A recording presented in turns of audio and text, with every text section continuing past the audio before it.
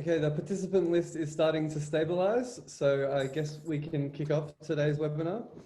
I would first like to acknowledge and to celebrate the first Australians on whose traditional lands we meet, and to pay our respects to their elders past and present. So I'm Ryan Edwards, I'm Deputy Director of the Development Policy Centre, and hosting with me here I have Arachika Okazaki.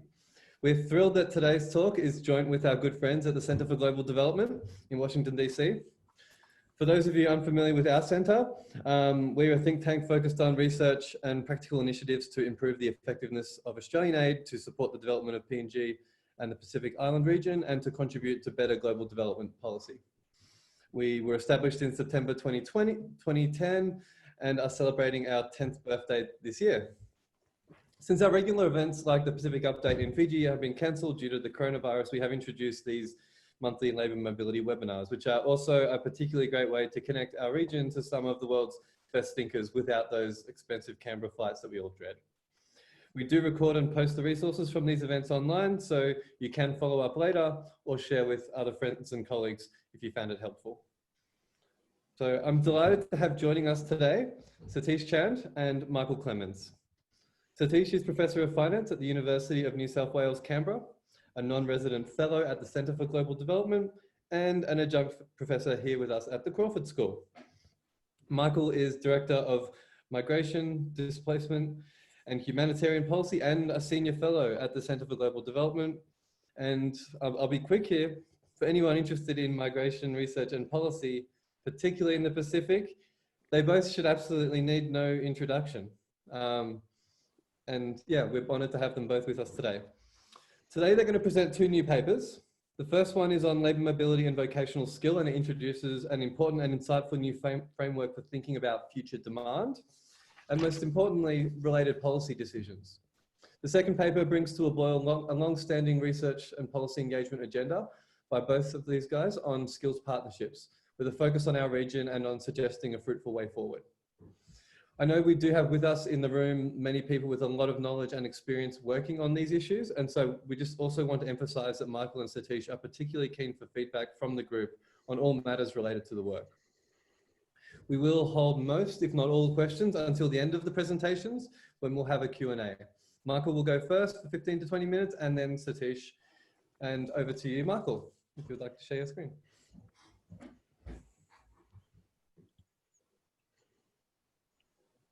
Thank you so much, Ryan, for the invitation. And I'm just very grateful to all of you for joining us and taking time from a world full of a lot of short-term worries to talk about a very big long-term issue.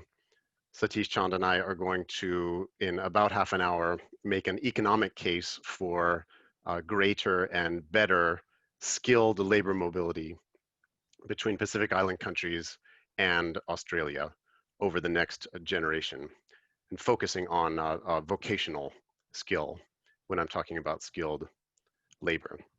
I'm going to start talking about supply and demand. Satish is going to pick up and talk about the really interesting part, which is policy innovations to make that market.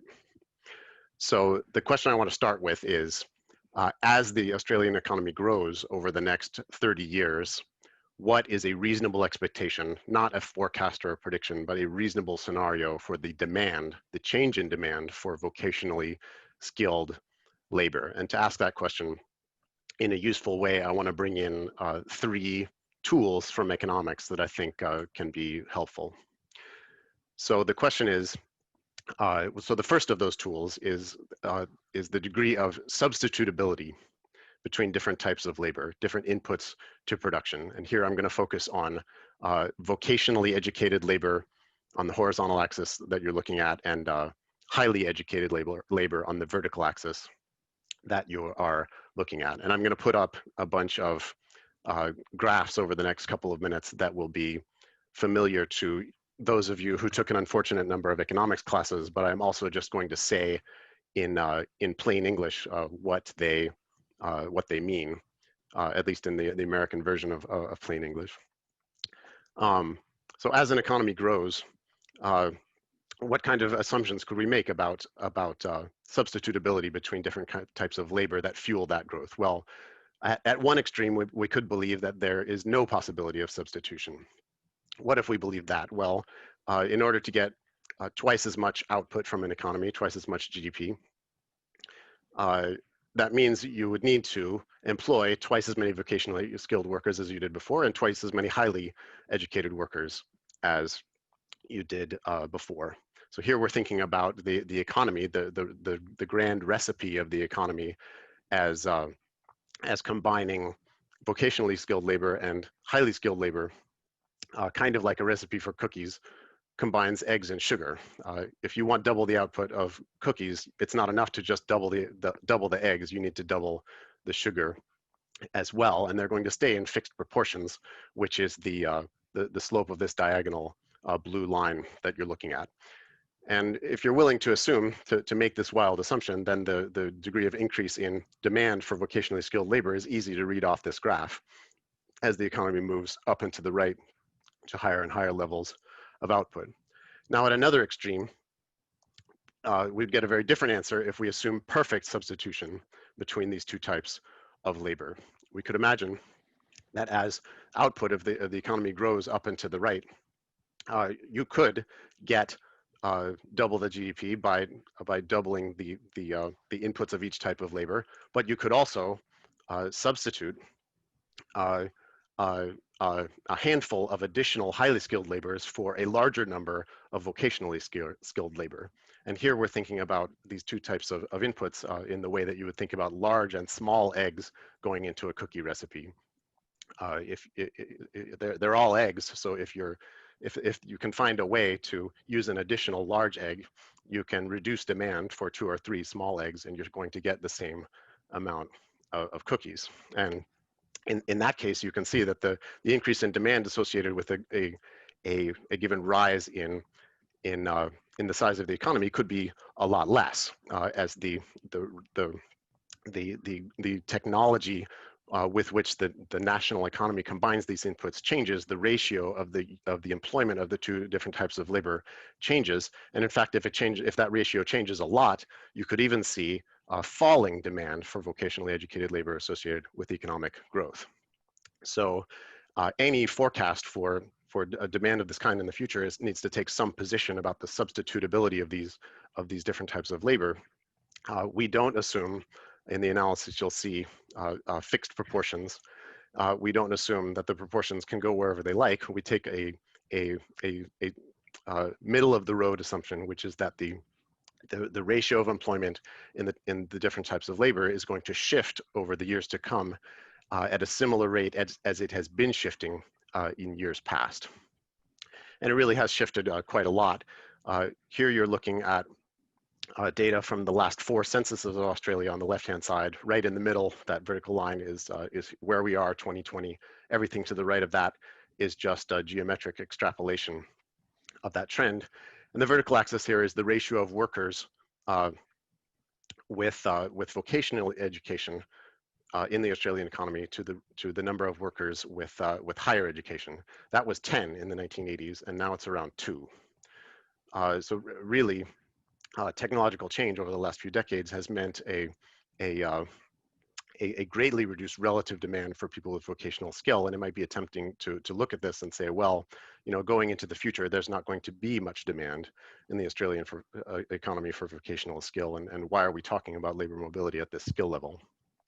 Well, this looking at the education that workers have can give you a distorted picture of the actual demand for the skill content of labor in the economy. And this is where I want to bring in the second tool from economics. And this has been the focus of a major research program led by David Otter and Daron Ajamolu of the Massachusetts Institute of Technology, along with many others, in making this an important distinction between the education level that workers have, formal training that they possess, and the tasks that they carry out in the economy.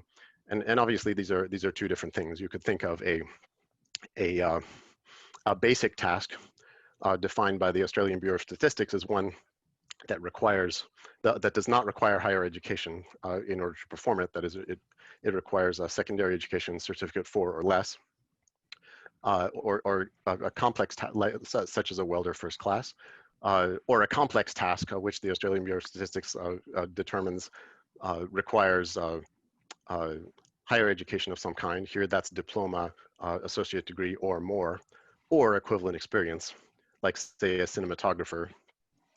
And certainly those overlap with the educational levels of workers who perform them, but there are many people with higher than Certificate 3 education working as first-class welders in Australia.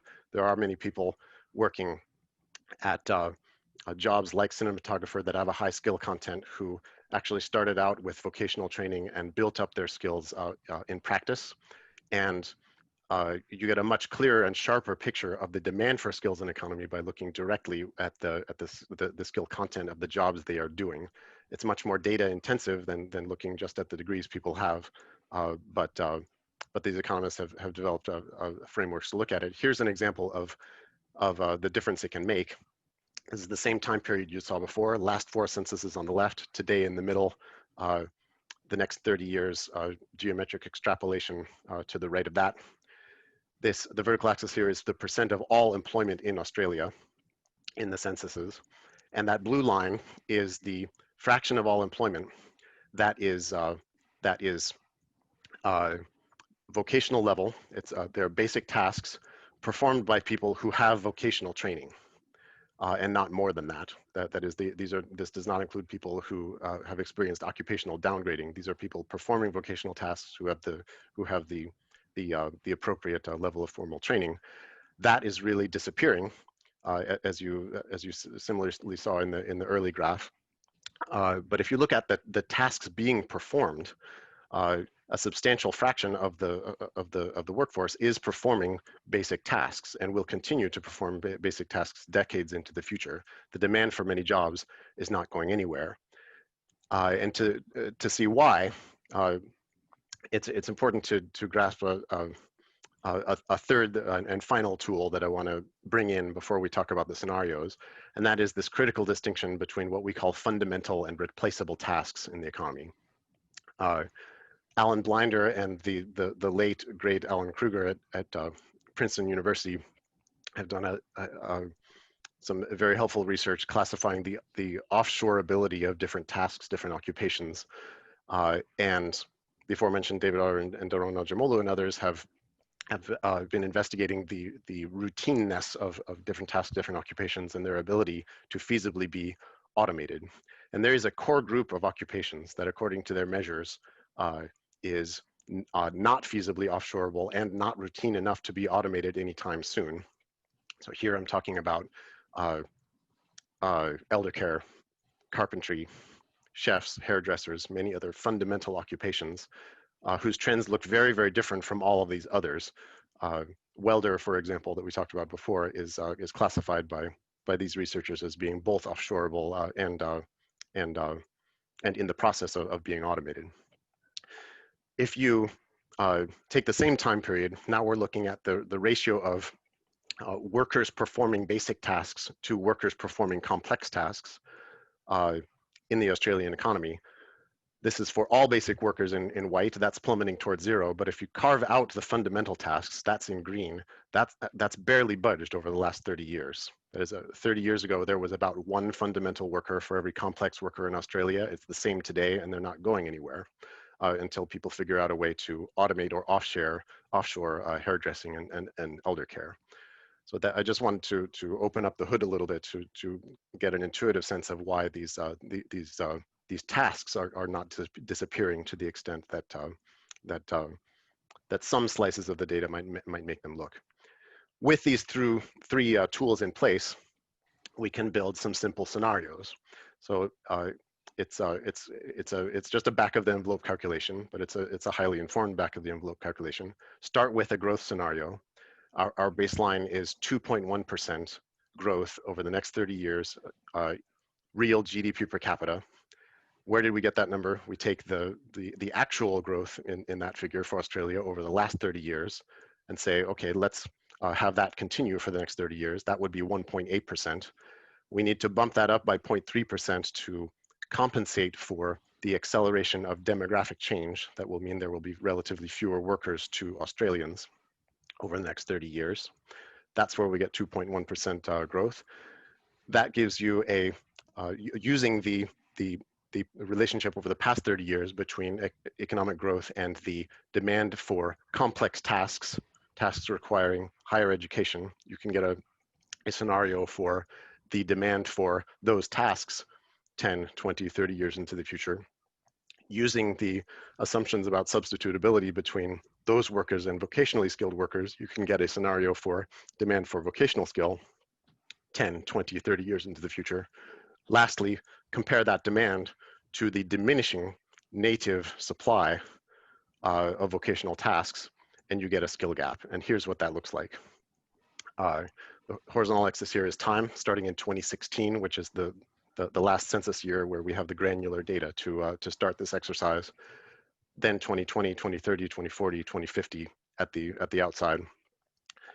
This is millions of vocationally of workers performing vocationally skilled tasks on the vertical axis, 0 in the middle. That white line is the additional demand that these assumptions mean would be required to fuel 2.1% real GDP per capita growth over that period. That red line is the diminishing native supply of workers performing those tasks without downskilling. And there's only a handful of ways to bridge this gap, which is very large. You see in the early 2030s, it's about 1 million workers, a gap between these two lines. And by 2050, it's about 2 million workers. You could bridge that gap by lower economic growth. Australia is just poorer by 2050 than it otherwise would have been. That would reduce the gap. You can bridge that gap by some now unforeseen very large step change in technology, for example, that allows the automation or offshoring of hairdressing and elder care, which we don't believe is likely in this near term. You can have large-scale native occupational downgrading, which is that the demand for these positions can be met by natives who have higher skills than is commensurate to the job, or labor mobility.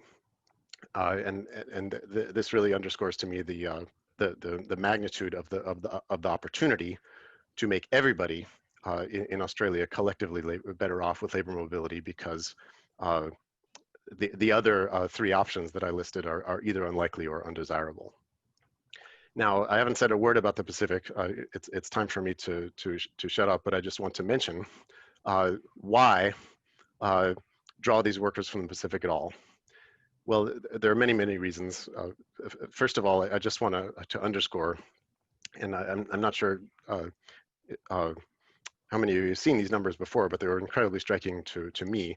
This is, again, the last 4 censuses of Australia. This is the fraction of the labor force of Australia that is foreign-born from all countries.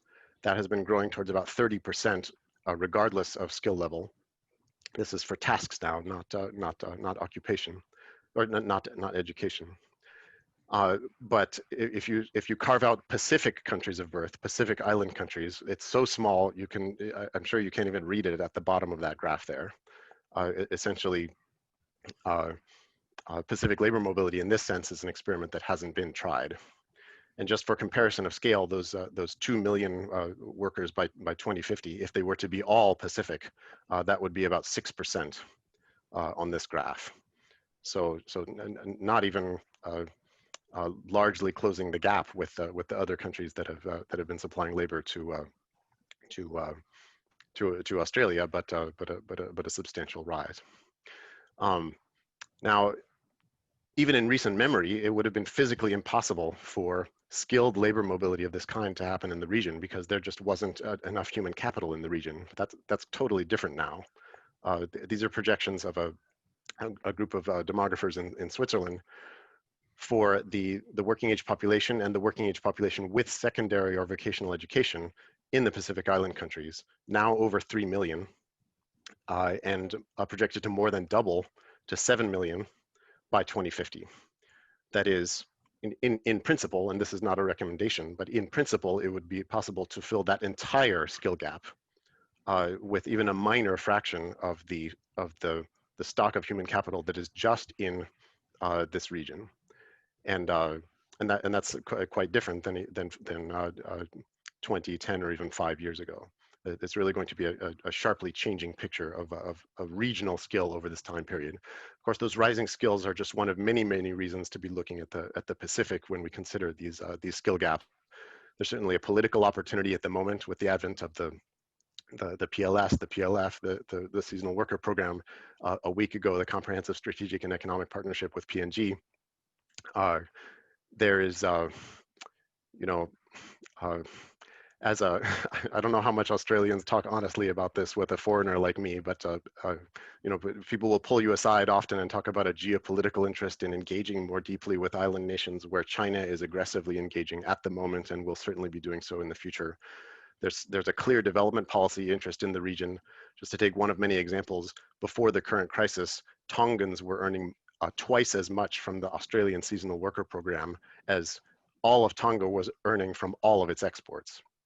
So labor mobility is a first order determinant of economic development in the region. There's an obvious link to climate change mitigation policy, where Australia has been the leader in the region.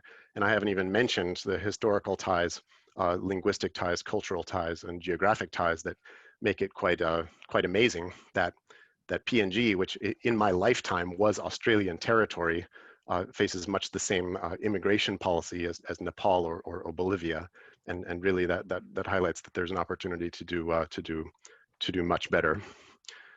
With that, I want to turn it over to Satish to talk about the really interesting part, which is policy.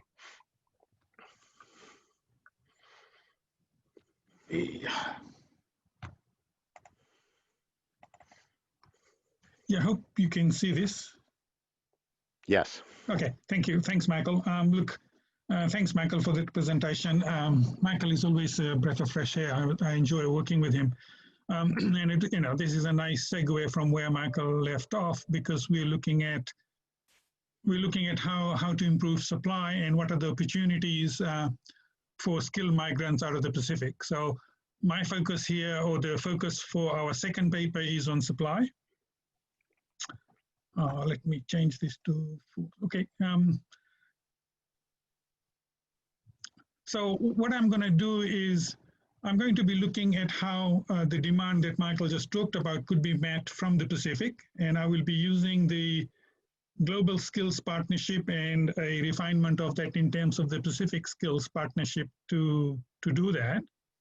We will be using the opportunities for economic arbitrage through mobility of skilled workers. And just in the interest of time, let me say what our ideal scenario would be for the Pacific Island Forum. So this is the Pacific Island countries together with Australia and New Zealand. The ideal world would be a fluid and a deeply integrated labor market that is where upskilling is sustainably funded. So you want to have sustainable financing of upskilling of our youth.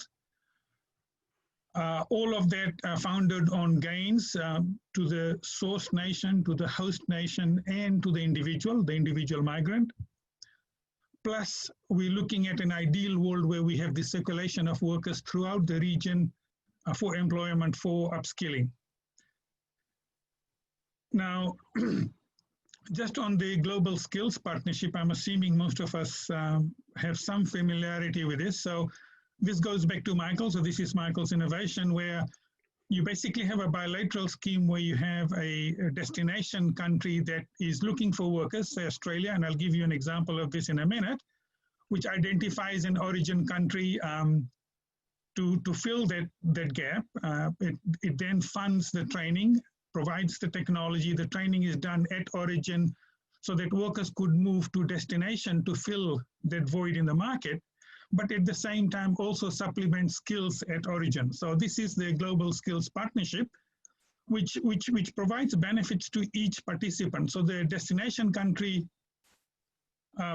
gains by having the migrants, by having the skill gaps being plugged, by having a regulated migration scheme.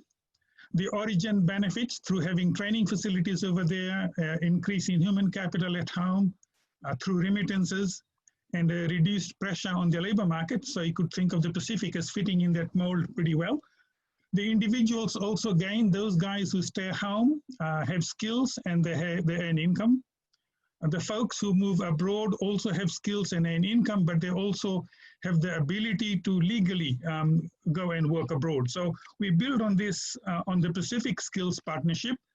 I must show you this slide. This is more for marketing, and this is for Helen Dempster, who's the guru on this. If I don't show you this slide, she's probably going to kill me. But if you have more questions on that, Helen would be the right person. Now, within the Pacific, I don't think you could blame Australia or New Zealand, for that matter, on not trying multiple schemes. Both Australia and New Zealand have always been migrant nations, so they have experimented a lot over the last half a century, or particularly the last 2 decades, starting off with Kani. This is a Kiribati, Australia nursing initiative, which started in 2004.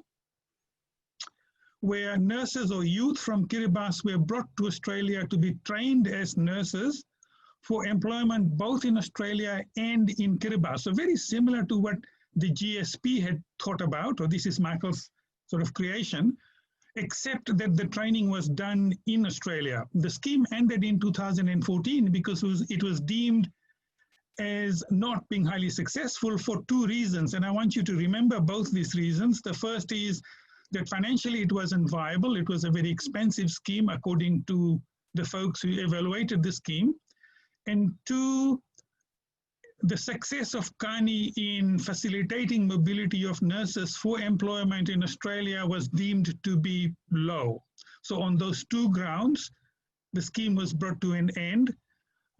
Subsequent to that, or while Kani was still in place, the Australia Pacific Technical College was created. So this was a college to provide technical and vocational education, very much like what Michael had talked about earlier. So this is our first paper.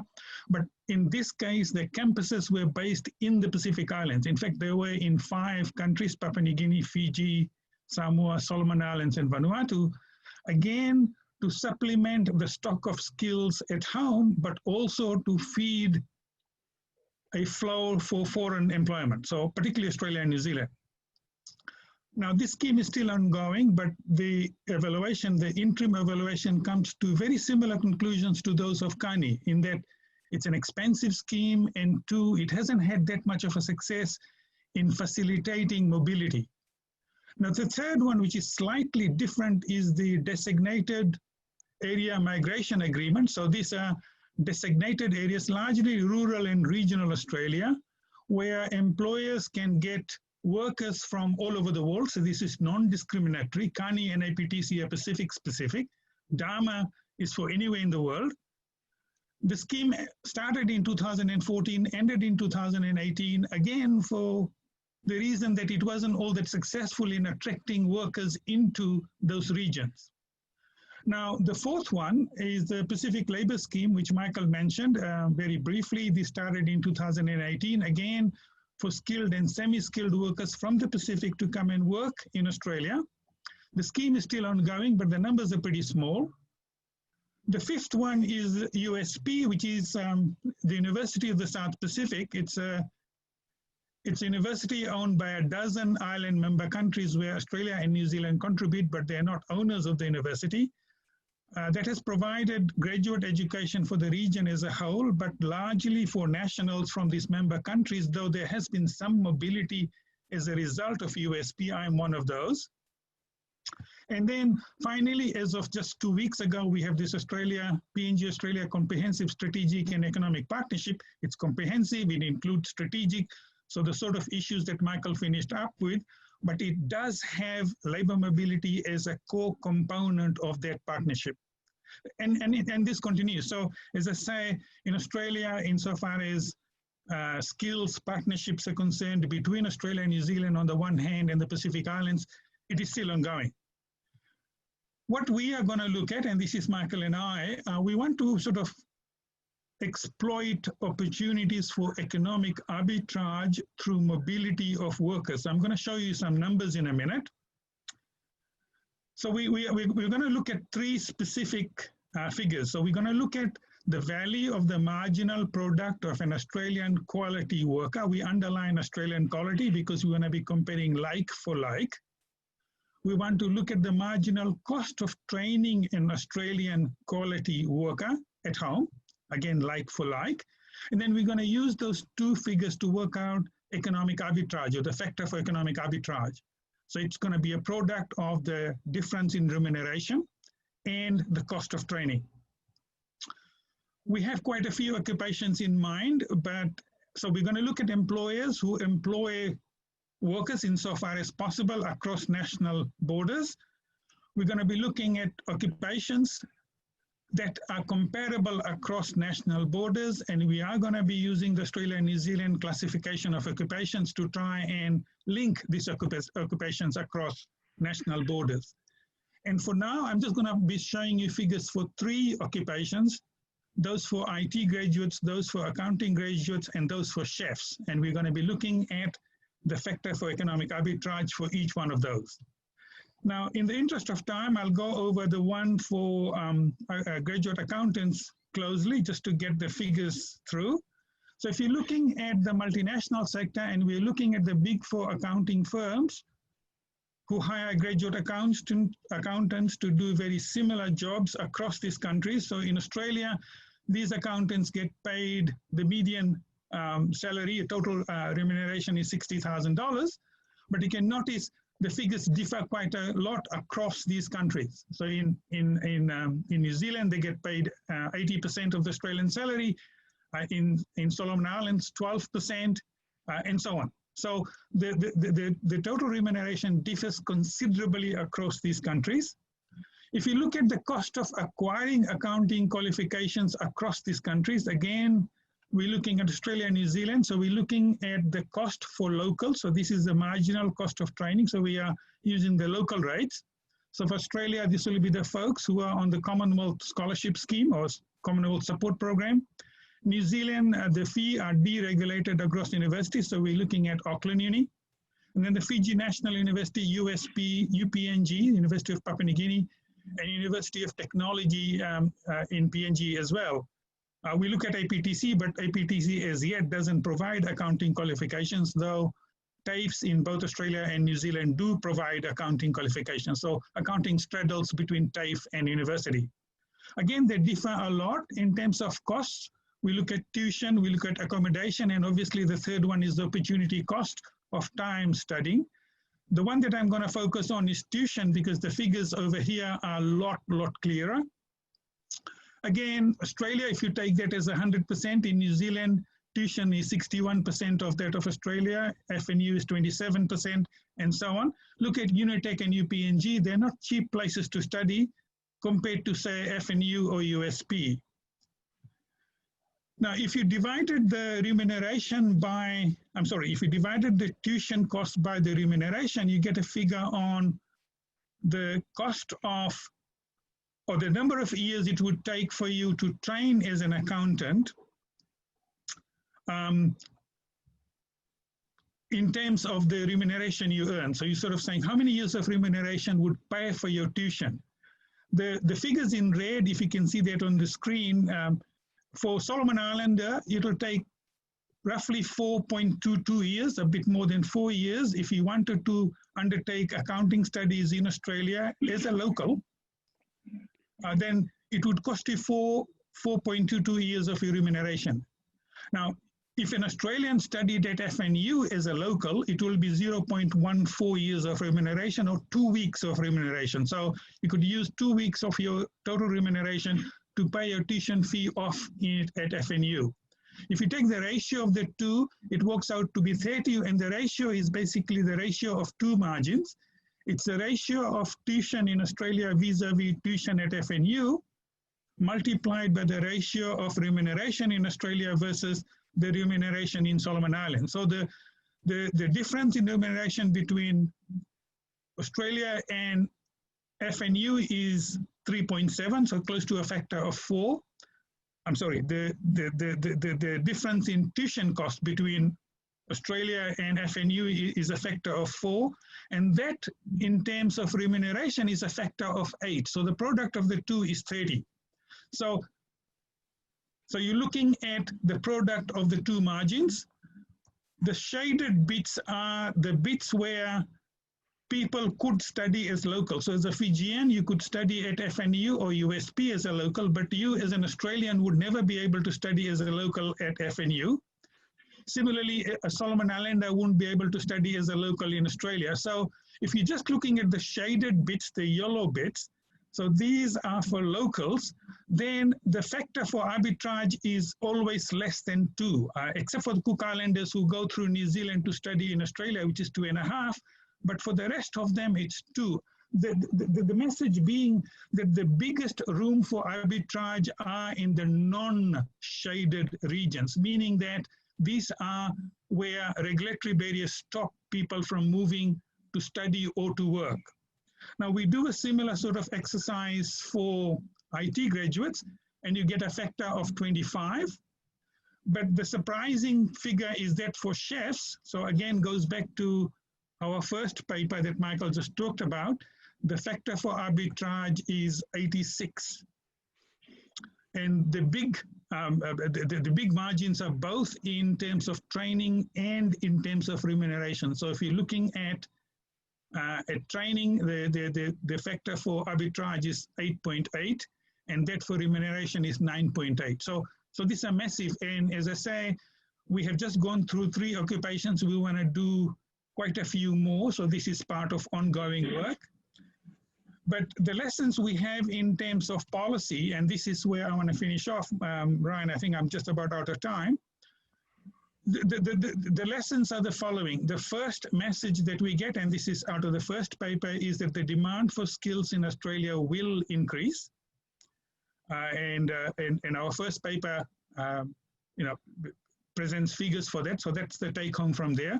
I know the Australian Treasurer, the current one, as well as the previous ones, have been encouraging Australian families to reproduce more, and I can see Ryan is making a contribution on that front. A nice picture there, Ryan. But, it doesn't look like the economic incentives for reproducing for Australian families are all that great. I guess the policy challenge is in terms of matching demand with supply. So the first paper sort of shows you the demand. The second one looks at supply. And what we have here in terms of supply is supply via the market through first sustainable finance. So we argue in this paper for loans from a revolving fund that funds training or upskilling. We argue for training to be provided by locally accredited institutions. So accredited meaning that these institutions would provide training that would be internationally recognized. And finally, in terms of circular flow of workers, we argue for a Pacific skills visa that would allow people to move across the member countries. Ryan, I think I've got a few minutes over time, so let me finish there. Thank you. Perfect. Thank you so much, Satish. You can either unshare your screen or leave it up at this one. Yes, I can do that. Thank you. Yeah, huge thank you to you both. Both of these papers, I think, are truly first-rate work.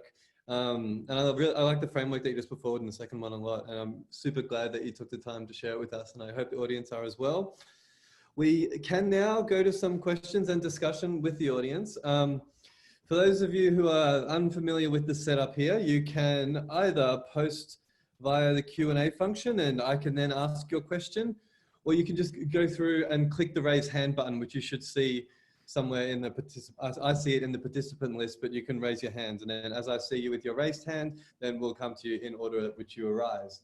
You will have to have registered for this webinar beforehand. And so if you provided your details in that registration, the chance is much higher that I'm going to come to you because I can see who you are. So just a heads up, if I don't come to you, that's potentially why, because we're just mindful of internet security at the moment as well. So with that, I guess the floor is open. And when we do come to you, please also introduce yourself to Michael and Satish and to everyone else that's on the line as well. So with that, we see participant list. Our first question is from Tess Newton-Kane at Griffith Uni. Can you hear us, Tess? Can you hear me, Ryan? Yep. That's great. Thank you, Satish. Michael, my name's Tess Newton-Kane. I'm at the Griffith Asia Institute, where I lead on the Pacific Hub. Michael, it was lovely to hear from you. I've been hanging out for years to actually hear you speak in person, and obviously it's always great to catch up with Satish. I'm afraid my question is not a numbers question. It's very much a policy question.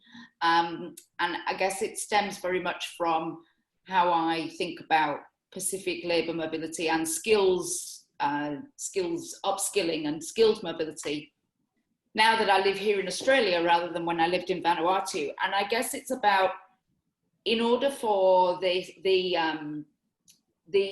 ideal scenario that you've put forward to come about, what more needs to happen about moving the concept or the practicalities of labour mobility from the foreign policy space into the domestic policy space, or more likely into a space that bridges both of those? My feeling is that it's still very much seen as an aspect of foreign policy, but everything you've told us this morning would indicate that it needs to become much more a domestic policy conversation. So I wonder if you'd like to speak to that a little bit more.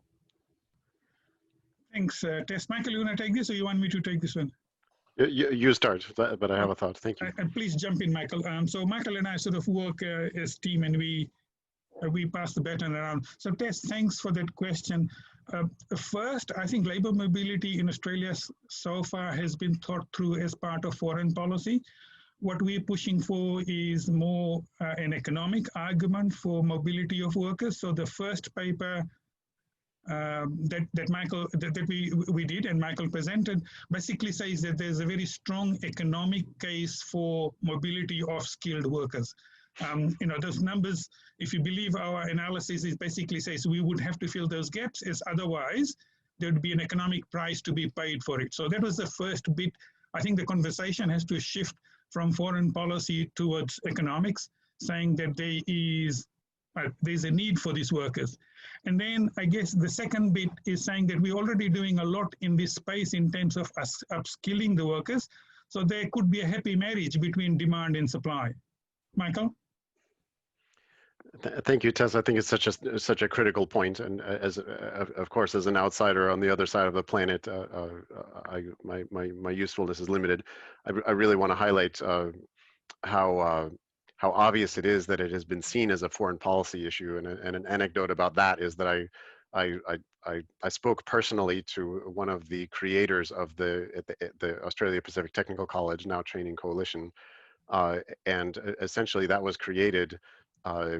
And people on this call might know better than I believe it was 2 days before a meeting of the Pacific Islands Forum when the then Prime Minister called up this person and said, look, I need something to announce on labor mobility because we're getting a lot of pressure from abroad, give me something. And they cooked this up in the space of 48 hours. It was certainly not driven by employers coming to the Prime Minister saying, look at all of the kinds of workers we can't find, how can you help us get them? The transition that you're talking about from foreign policy to domestic policy is absolutely necessary for the sustainability of these initiatives. There is hope for that in the fundamentals, in that the numbers you just saw suggest that there has been a tremendous transformation over the last 30 years of the Australian economy from a focus on the Australian labor force, from a focus on employing people at vocational skill levels to employing people at higher skill levels. That can't go on forever. There's a limit to that, and really it's concentrated in these fundamental jobs that we're talking about. I think it's really intuitive to people when they think of some kinds of employment. If you want there to be additional surgeons in Australia in 2050, there are going to need to be additional nurses assistants, and that's a subset of the labor market where those ratios, there just isn't a lot of room to play with them with technical change, and that's really going to start to bite in years to come. In that Australia has reached the level where additional where meeting the rising demand for basic tasks by natives will require large scale downskilling. large-scale occupational downgrading, that is, people working in vocational jobs not using skills that they have invested a lot in, and that in many cases the country has invested a lot in, and that's going to be something that's quite different about the next 30 years than the past 30 years. So these fundamental forces are going to bite at some point, but how the politics are going to play out, I can't say a useful word from abroad. Excellent, thank you guys. Our next question is from our director at the center, Stephen Howes. Stephen, I'll allow you to talk.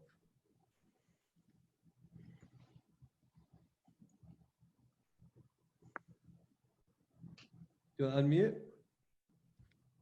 You're still muted. All right, okay. Gotcha. Okay, great. Yeah, well, thanks, Ryan. And thank you very much to Michael and Satish, and lovely to hear from you and to get your views on these key issues. So I just had two questions or comments, I guess. One, is just about the title, right? Meeting Australian demand for Pacific foreign vocational workers. I mean, I can see there's a lot of demand for foreign vocational workers, but I can't see the demand for the Pacific. If there was the demand, then we would see it in the numbers, right?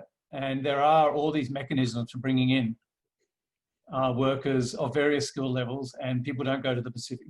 And that's basically because this is employer-led, and employers would rather go to somewhere like the Philippines or Ireland or China, just somewhere where there are a lot of people and where costs are lower. So then I mean, the kicker comes at the end, right at the end when Satish said you need a Pacific skills visa. Yeah, so if you give the Pacific some preferential access, that will then create demand, right? Because it will then be much easier. But then I just want to ask, if you're going to create a new visa category for the Pacific, would you create a Pacific skills category? We've been advocating to adopt what New Zealand's got, which is basically a green card sort of lottery scheme. There are some educational requirements, like you've got to finish high school. But yeah, given that the Pacific's actual comparative advantage is not really in skills, it's more in that unskilled labor, and given that that's what you're also stressing, like you need more hairdressers, don't you think we'd be better off with a kind of a Pacific green card, a lottery, which seems to work well in New Zealand, rather than a Pacific skills visa? Thank you. Michael, you want to take this one on? Do you want me to? Sure, Stephen. It's great to hear your voice after too long. Thank you so much for joining this. I couldn't agree more with everything you said. I do want to highlight that when we talk about skills, really we are talking about we are stressing the key role of vocational skills and secondary education. So the kind of a visa that we're talking about is not a visa for university educated people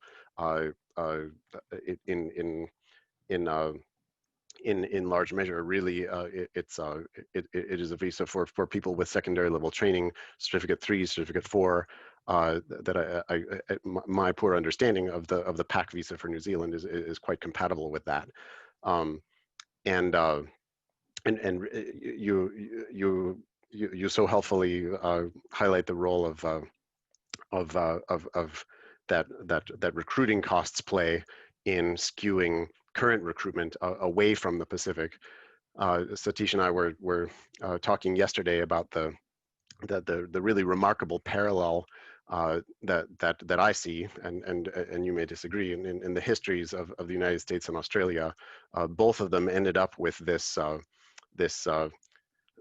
very neutral immigration policy towards various regions of the world, and I would claim, and again, not everybody would agree, that in the U.S. case, that is an outgrowth of a historical aversion to the country-specific quotas that until 1965 were used as a tool of, frankly, racial engineering of the composition of the U.S. population. They were done away with in 1965, along with a raft of civil rights legislation, explicitly to push back against that tradition. So it has a role. I understand that let's say analogous processes have taken place in the history of dismantling the white Australia policy, but it brought us to a very strange place now, which is that, as I mentioned, there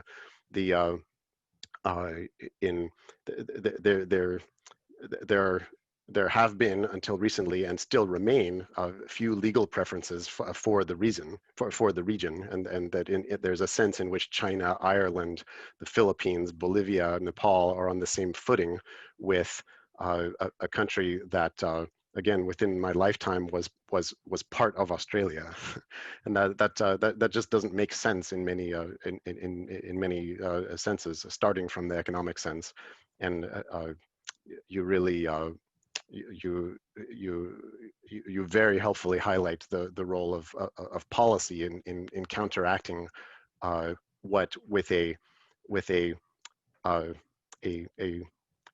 I'd say an inappropriately globally neutral policy can make it privately advantageous for employers to look outside the region.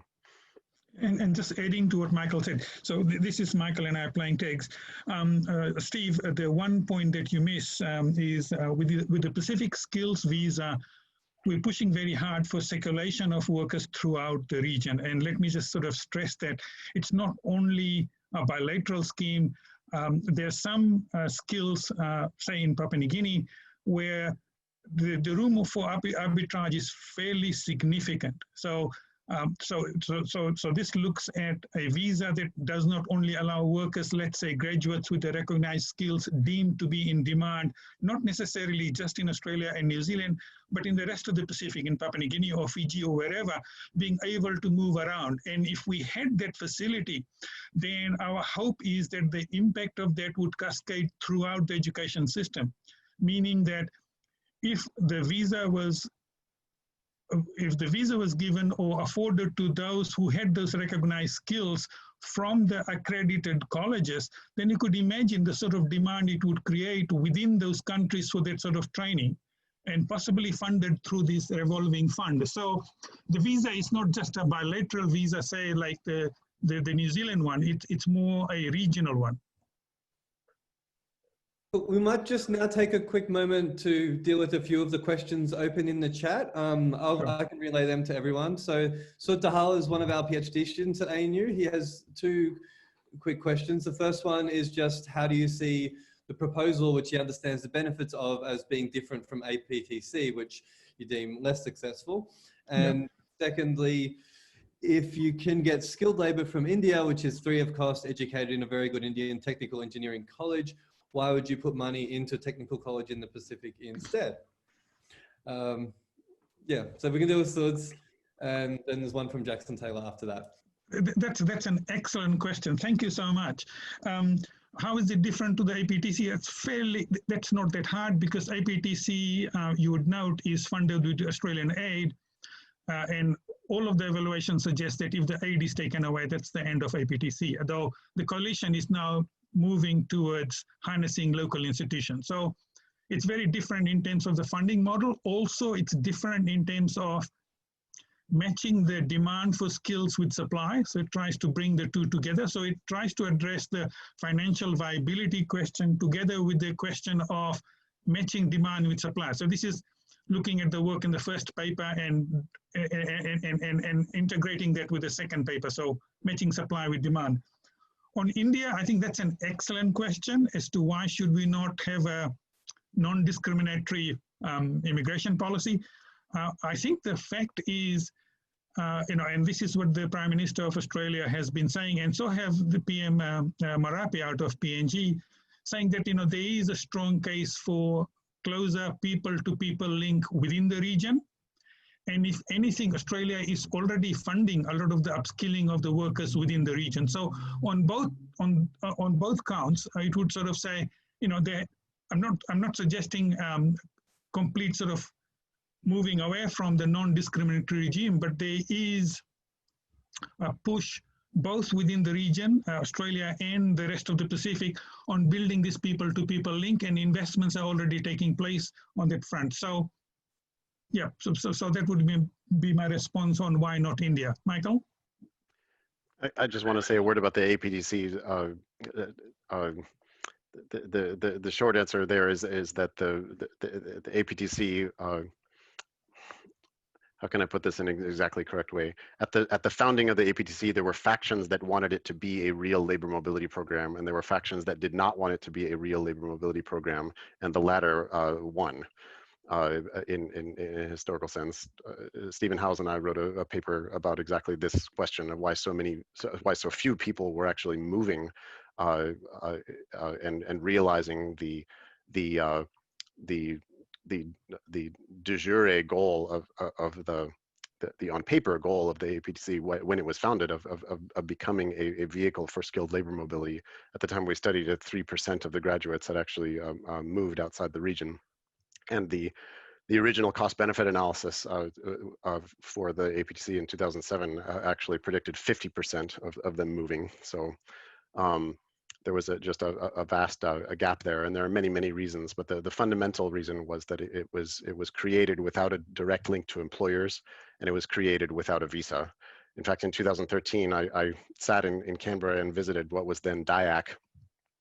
With a whole sheet of questions about trying to understand how their discussions with the APTC had not resulted in labor mobility, and I was amazed to learn at that meeting that the high officials I was speaking to had never actually met with the APTC, and this was 5 years in to the program, so that the APTC lacked the support from the whole of government to build a regional labor mobility program. So the shorter answer is that the APTC is an absolutely incredible achievement. It has massively increased the human capital of the region. I'm so impressed with what they've done and everybody working in it, but it has been constrained from becoming a labor mobility program, and that's what we are talking about. I was muting myself. We'll go back to the dial-ins. Henry Sherrill, I've just asked you to, yes, there you are. Oh, hi. Thanks for taking my question, Ryan. Hi, Michael. Hi, Satish. That was a great presentation. Hello. I just have a quick 2 things to say. I think on the first part, there's maybe some ways to complement your existing analysis. There's some good Australian census data looking at temporary visas in the labour market from 2016. And that data shows that already you can find occupations in, I think, the space you're looking at, say something like nurses assistants and aged care assistants, where already 1 in 10 people in those jobs are on some form of temporary visa in Australia. So it already shows that there's a demand for these people, and that these people are predominantly students and backpackers, so they're not sponsored visa holders. And I think that kind of proves your point that there is this sort of, the need, if you will, for these people to fill this demand, and it's already there, and there's already migrants doing it. It's sort of coming through other schemes, and they're not eligible. But these occupations themselves are not eligible for the sponsored visa programs. So I think that's interesting. And second, just on the arbitrage point, Satish, I think your earnings is a very sort of convincing framework. But as a former government official and former sort of political advisor, I'm not convinced at all on your educational arbitrage costs because of the quality difference in the education standards. I just think that I'm sure that this is discussed in the paper at length, but at the same time, I just think that it's a hard leg to stand on in terms of an evidence base, whereas the earnings, I think, is much more convincing. So yeah, thanks very much for the presentation. Yeah. So on the first point, can I just ask, Henry, is that something that you have written on? You have this 1 in 10 figure. It sounds like there's a Henry Sherrill writing I need to read.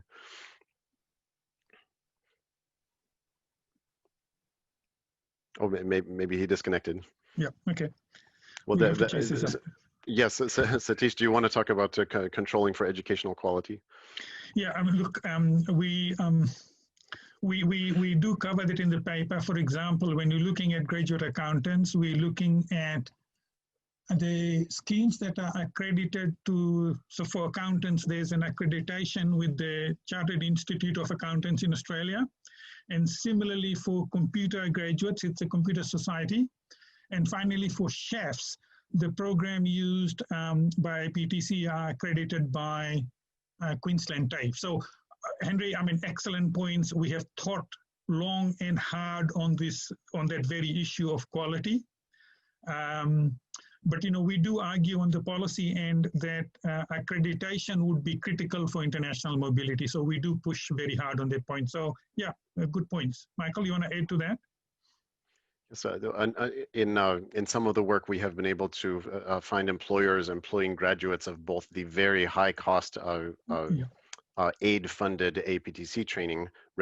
When I say high cost, I don't mean in an absolute sense. They do the best with what they have, but I mean relative to local training institutions, certainly higher per student costs. Who employ employers who employ graduates of those programs and graduates of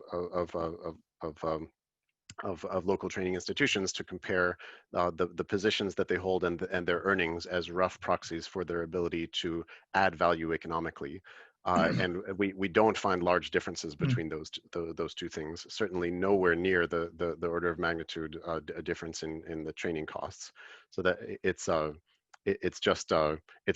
the absolutely central point. You Henry, go right to the central point of the analysis, and I don't think that it's something with the limited survey data that we're putting together we can nail down completely. Certainly not for all countries and all occupations, but in the settings we've been able to look at it, the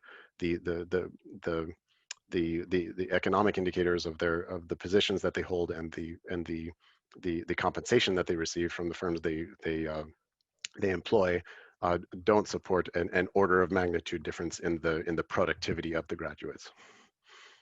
So we are at time, but I did want to just give everyone the option to continue discussing for just a few more minutes, because we do still have a few questions, if that is okay. Please. I've unmuted Gabriela de Souza, who I know also works on temporary migration in Australia. Thank you, Ryan. Great presentation, Satish and Michael. Really got the cogs in my brain whirring.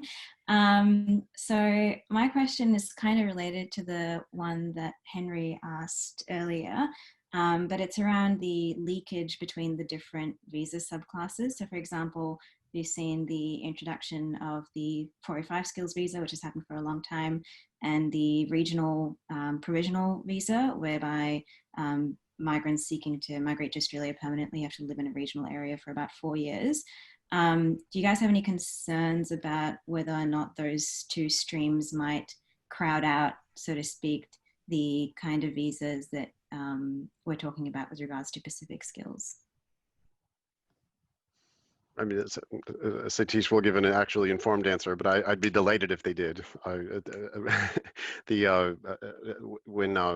When we make these back of the envelope calculations of the skill gap, really that skill gap could be met to enormous benefit of Australia and the region with any mix of temporary or permanent labor mobility.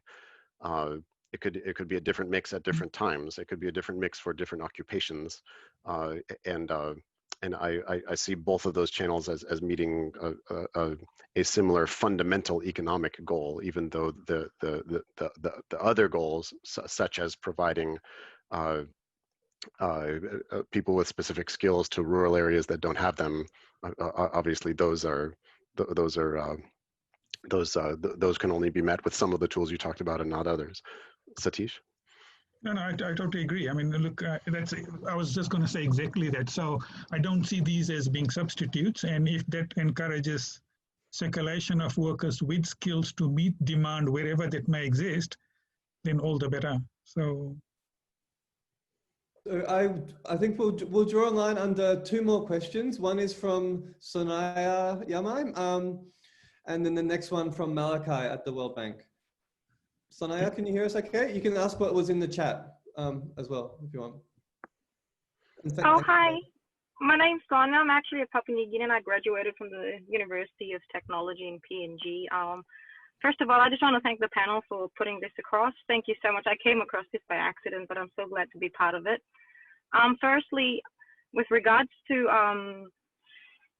the labor mobility for the unskilled workers, I just wanted to know what awareness strategies that are in place, because in Papua New Guinea, for example, the rural population, you know, the majority of our population is in the rural areas, and they're totally uninformed. So in order to get that information out to them, what strategies have been put in place? Because what I know is that Port Moresby seems to centralize all that information, and that's where it sits. Secondly, with Papua New Guineans, because I live in Gatton, in a country town, and we see a lot of laborers coming in for the farm works. And one of the things that really caught us was because the visa conditions are pretty strict, and there needs to be more policies. I don't know, you have to do some changes to it, because we see that some holiday makers come on visas and they don't have to pay fees for it. And if you're looking at unskilled workers from Papua New Guinea to come in and help out on the farms, they have to pay fees for it. Why is that? Why do other holiday makers in other countries, in Western countries, have it so free when Papua New Guineans in the rural areas do not have the money to actually, you know, fund their own coming? And then you put the cost on the approved employers in Australia, and that's an added burden to them, considering what we're going through right now. So there needs to be a balance. So are there any strategies in place with the immigration to look into that as well? Thank you. Thank you so much. Could I say a word about that, Ryan? Yes, yes. Unless you want to, Satish. No, go ahead, Michael. Thank you for both of those questions. And I'm delighted you could be a part of this. I just want to say a word about the first question, which is really you highlight the importance of information and communication on the PNG side. That is equally important on the Australian side. Really, we are looking for ways to link Australian employers with the tremendous resource of potential workers that can do those jobs in Australia for mutual benefit that are in the Pacific.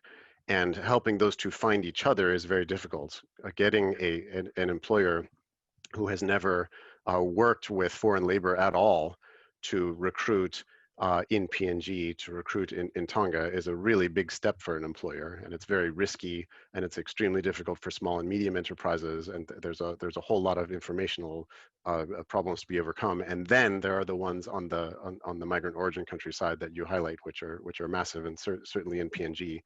That is one of the roles of linking directly recruitment and training, is to partially, and I'm not proposing this as a solution to the massive problem you talk about, but to partially address that problem, in that it makes it much easier for an employer, rather than saying, well, I have to go around the PNG countryside recruiting stuff. There is a place to go, which is training institutions collaborating with a government-to-government partnership, where you know you're going to get accredited skills, where you know you're going to get good workers, where you know you're going to get people who can be productive from the outset, and the educational institution can serve as a center of information dissemination and of the opportunity on the origin countryside, in addition to imparting to its purely educational role. And really solving this huge information problem, which again is in both countries, is a big part of the need for direct links between employers and training. Right. Last but not least, Malachi, do you want to be pretty quick, please? You should be able to unmute.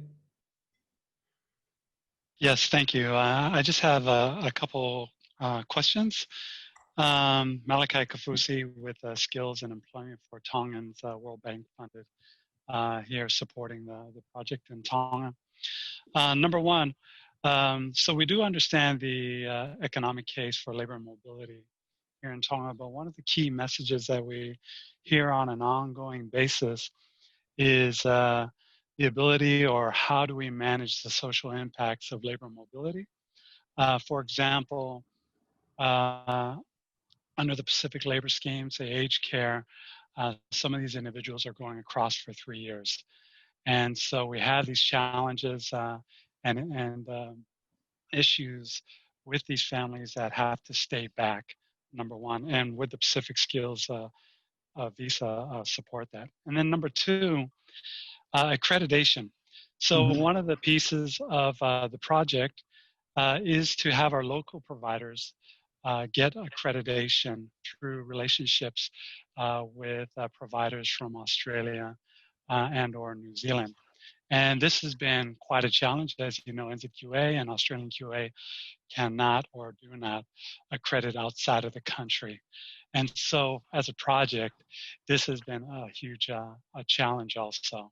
So those are my two pieces here. Thank you. Satish, do you want to talk about well, both of those? Yeah, so I'll talk about the second one probably because I know a bit more about that. This is the Australian Skills Qualifications Authority and getting accreditation across borders.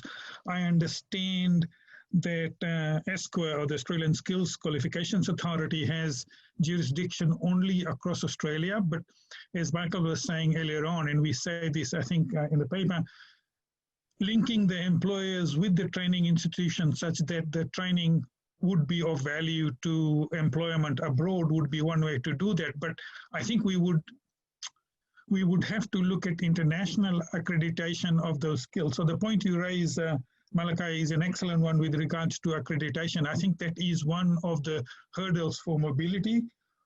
On social impact, I know there's work being done on the seasonal worker program, but that's something that, frankly, I haven't thought about, and maybe Michael would have a few ideas on that. Well, I just think that thank you very much, Malachi, for being here and for these extremely incisive questions. Two thoughts that I have is, I mean, certainly about the impacts on families who remain and when people are away for long periods of time, extending to 3 years, maybe even renewable for more. That's something to watch very carefully.